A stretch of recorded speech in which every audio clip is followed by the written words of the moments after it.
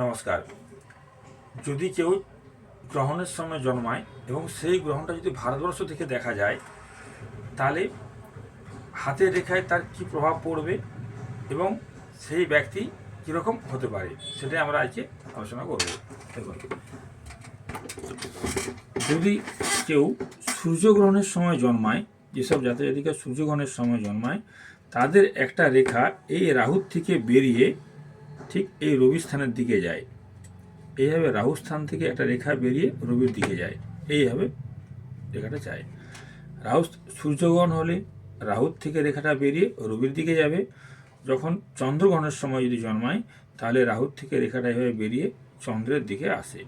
তাহলে চন্দ্রগ্রহণ হলে চন্দ্রের দিকে আসবে, সূর্যগ্রহণ হলে রবির দিকে যাবে। দুক্ষেত্রেই রেখাটা কিন্তু রাহুর থেকে আসবে।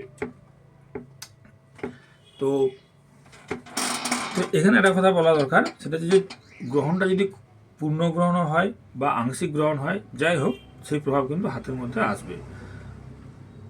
দক্ষিণ ভারতের কিছু অংশে, যেমন পাঞ্জাব, হরিয়ানা, রাজস্থান বা কাশ্মীর, এইসব জায়গায় সূর্যগ্রহণের সময় কিন্তু যতটা সম্ভব চেষ্টা করা হয় যাতে সন্তান ওই সময় প্রসব না হয়।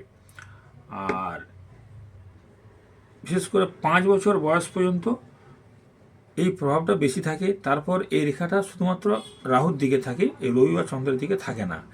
আর রাহুর ক্ষেত্রে যে রেখাটা থাকে সেটা খুব মোটা রেখা থাকে, এরকম একটু রেখাটা একটু মোটা রেখা থাকবে। তো রবির ক্ষেত্রে যদি এরকম রেখা থাকে, রাহুর থেকে রেখা বেরিয়ে যদি রবির দিকে যায়, অর্থাৎ সূর্যগ্রহণের সময় যদি কোনো জাতক বা জাতিকা জন্মায়, তাহলে তার পড়াশোনায় রেজাল্ট হাজার চেষ্টা করেও ভালো হয় না। সে বেশি পরিশ্রম করে কিন্তু রেজাল্ট তার ভালো হয় না। বা মধ্য বয়সে যখন সে চাকরির খোঁজে যায়, তার সঠিক যোগ্যতা অনুযায়ী কিন্তু তার সঠিক চাকরিও হয় না। বা কখনো সে বিশেষ কোনো সেরকম উন্নতিও করতে পারে না। সেই জাতক বা জাতিকা যদি খুব বেশি ঈশ্বরভক্তিও হয়ে থাকে, তাহলে সে কিন্তু ভগবানের কৃপালাভ করতে পারে না, যদি সূর্যগ্রহণের সময় কোনো ব্যক্তি জন্মায়। এইসব ব্যক্তিরা নিজের স্ত্রীর ভালোবাসা পায় না, বা সংসার জীবনে নানা রকম তাদেরকে অশান্তির মধ্যেই কাটাতে হয়। এইসব জাতজাতিকা বেশিরভাগ ক্ষেত্রেই কিন্তু একাকিত্ব জীবনই এরা বেছে নেয়। নিজের স্ত্রীর ভালোবাসা পায় না, বরং অন্যের স্ত্রীরা বা অন্য মানুষেরা এদেরকে একটু তুলনামূলকভাবে বেশি ভালোবাসে। তো এরা খুব পরোপকারী হয়।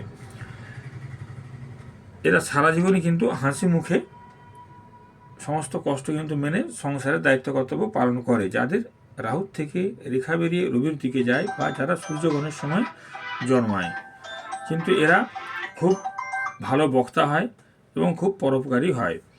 এদের বাবারা কিন্তু এদের উপর সমস্ত রকম দায়িত্ব ছেড়ে নিজেরা চুপচাপ বসে থাকে।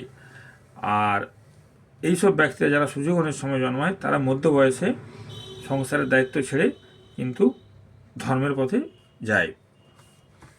আবার রাহুর ক্ষেত্র থেকে যখন রেখাটা চন্দ্রের দিকে আসে, অর্থাৎ যখন চন্দ্রগ্রহণের সময় জন্মায়, এরা ছোটোবেলায় মায়ের ভালোবাসা কম পায়, বা পরিবারের অন্যান্য মানুষেরা জাতজাতিরা এদের উপর একটা মানসিক চাপ সৃষ্টি করে সবসময়।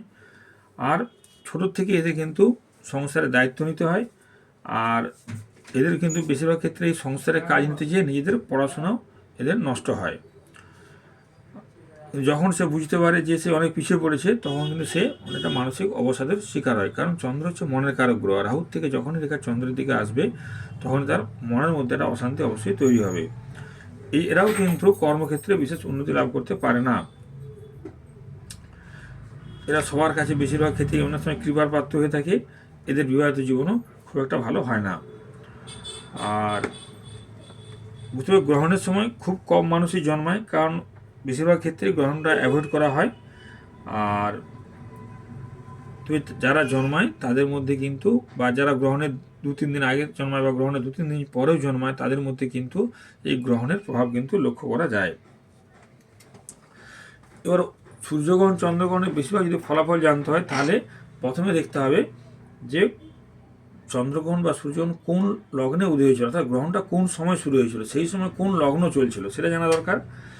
সেই লগ্ন অনুযায়ী জাতক জাতিকার যে রাশিচক্র আছে, কোন লগ্নে গ্রহণটা শুরু হয়েছিল বা কোন লগ্নে গ্রহণটা উদয় হয়েছিল, সেই লগ্নটা জাতক জাতিকা রাশিচক্রে কোথায় পড়ছে সেটা দেখে তার উপর কিন্তু ফলাদেশ করতে হয়।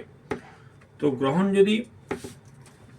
যদি মেষ রাশি, কর্কট রাশি আর তুলা এবং মকর, এই 4টা রাশিতে যদি গ্রহণ শুরু হয় বা লগ্ন গ্রহণ যে সময় যে লগ্ন উদয় হয়, তাহলে এদের অশুভ অবস্থা তাড়াতাড়ি কিন্তু শেষ হয়ে যায়।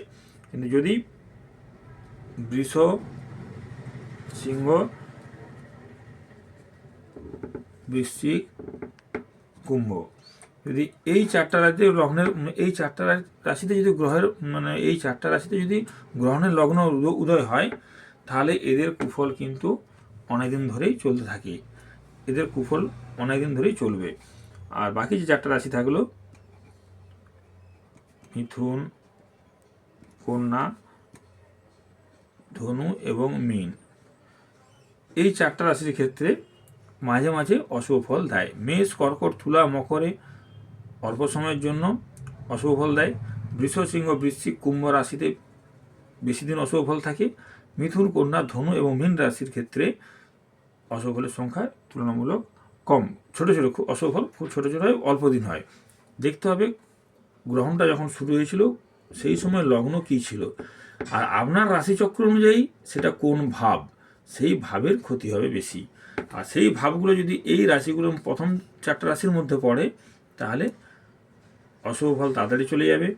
যদি বৃষ, সিংহ, বৃশ্চিক, কুম্ভ পড়ে, তাহলে দীর্ঘস্থায়ী কুফল।